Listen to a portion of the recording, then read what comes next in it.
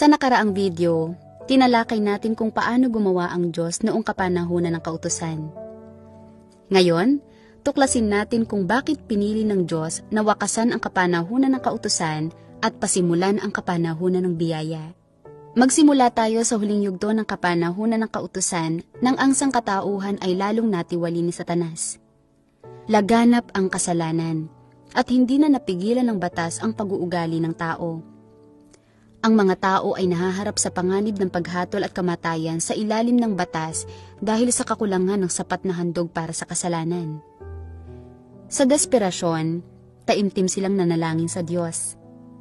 Bilang tugon, ang Diyos mismo ay nagkatawang tao bilang si Hesukristo upang simulan ang gawain ng pagtubos, na minarkahan ang simulan ng kapanahunan ng biyaya at ang katapusan ng kapanahunan ng kautusan. Basahin natin ang 2 sipi mula sa salita ng Diyos. Sabi ng Diyos, pagkatapos, noong kapanahunan ng biyaya, dumating si Jesus upang tubusin ang buong sangkatauhang makasalanan, hindi lamang ang mga Israelita. Nagpakita siya ng awa at mapagmahal na kabaitan sa tao. Ang Jesus na nakita ng tao sa kapanahunan ng biyaya ay puno ng mapagmahal na kabaitan at laging mapagmahal sa tao, sapagkat naparito siya upang iligtas ang sangkatauhan mula sa kasalanan. Nagawa niyang patawarin ang mga tao sa kanilang mga kasalanan hanggang sa ganap na tubusin ng pagpapako sa kanya sa krus ang sangkatauhan mula sa kasalanan. Sa panahong ito, nagpakita ang Diyos sa tao na may awa at mapagmahal na kabaitan. Ibig sabihin, naging isa siyang handog dahil sa kasalanan para sa tao at ipinako sa krus para sa mga kasalanan ng tao, upang sila ay mapatawad magpakilanman. Kung wala ang pagtubos ni Jesus, nabuhay na sana ang sangkatauhan sa kasalanan magpakilanman at naging mga anak ng kasalanan, mga inapo ng mga demonyo. Kung nagpatuloy ito, naging lupain na sana ni Satanas ang buong mundo, ang lupaing tirahan nito. Gayunman, ang gawain ng pagtubos ay nangailangan ng pagpapakita ng awa at kagandahang loob sa sangkatauhan. Sa pamamagitan lamang nito maaaring tumanggap ng kapatawaran ang sangkatauhan at sa huli ay magkaroon ng karapatang magawang ganap at lubos na makamit ng Diyos. Kung wala ang yugtong ito ng gawain, hindi na sana sumulong ang 6,000 taong plano ng pamamahala. Kung hindi ipinako si Jesus sa krus, kung nagpagaling lamang siya ng mga may sakit at nagpalayas ng mga demonyo, hindi sana lubosang mapapatawad ang mga tao sa kanilang mga kasalanan. Sa 3.5 taon na ginugol ni Jesus sa paggawa ng kanyang gawain sa lupa, natapos lamang niya ang kalahati ng kanyang gawain ng pagtubos. Pagkatapos, sa pagpapako sa kanya sa krus at pagiging kawangis ng makasalanang laman, sa pagpapasa sa kanya roon sa masamang isa, natapos niya ang gawain ng pagpapako sa krus at napangibabawan ang tadhana ng sangkatauhan. Pagkatapos na ibigay siya sa mga kamay ni Satanas, saka lamang niya natubos ang sangkatauhan.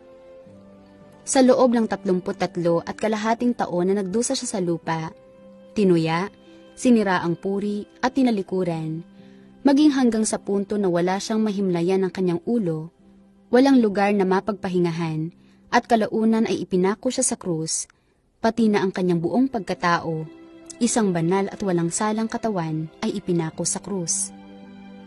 Tiniis niya ang lahat ng klase ng pagdurusa.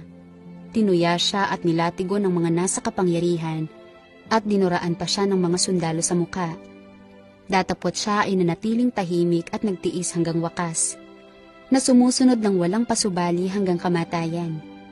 Pagkatapos niyon ay tinubos niya ang buong sangkatauhan. Noon lamang siya tinulutang makapagpahinga. Ang gawaing ginawa ni Jesus ay kumakatawan lamang sa kapanahunan ng biyaya. Hindi ito kumakatawan sa kapanahunan ng kautusan, ni hindi ito panghalili sa gawain ng mga huling araw. Ito ang diwa ng gawain ni Jesus sa kapanahunan ng biyaya, ang ikalawang kapanahunan na napagdaanan ng sangkatauhan, ang kapanahunan ng pagtubos. Sa kapanahunan ng biyaya, si Hesukristo ay namuhay kasama ng mga tao at nangaral. Mangagsisi kayo, sapagkat malapit na ang kaharian ng langit. Tinuruan niya ang mga tao na ipagtapat ang kanilang mga kasalanan, ibigin ang ibagay ng kanilang sarili, magpatawad ng makapitumpung-pitong beses, ibigin ang Diyos ng buong puso, kaluluwa at pag-iisip, at sambahin ang Diyos sa espiritu at sa katotohanan. Naunawaan ng mga tao ang kalooban ng Diyos, at natamo ang malinaw na mga layunin at direksyon sa kanilang pananampalataya sa Diyos. Ganap na lumaya mula sa mga hadlang ng batas. Gumawa rin si Jesus ng maraming himala, kabilang ang pagpapagaling ng mga may sakit at pagpapalayas ng mga demonyo. Pinatawad niya ang mga kasalanan ng mga tao at puno ng habag at pasensya sa kanila. Naranasan ng mga tao ang pag-ibig at awa ng Diyos. Nasaksihan ang kanyang pagiging madaling lapitan at pagiging kaibig-ibig. Naging mas malapit ang relasyon ng mga tao sa Diyos. Sa huli, si Jesus ay ipinako sa krus. Nagsisilbing walang hanggang handog para sa kasalanan para sa mga tao, na permanenteng nagpapatawad sa kanilang mga kasalanan. Mula noon, hanggat ang mga tao ay nagsisi at nagkukumpisal ng kanilang mga kasalanan sa Panginoon, sila ay tatanggap ng kapatawaran at hindi nahahatulan o parurusahan ng batas, na nagbibigay kwalifikasyon sa kanila na manalangin sa harap ng Diyos at tamasahin ang kapayapaan, kagalakan, at masaganang biyaya na ibinigay ng Panginoon.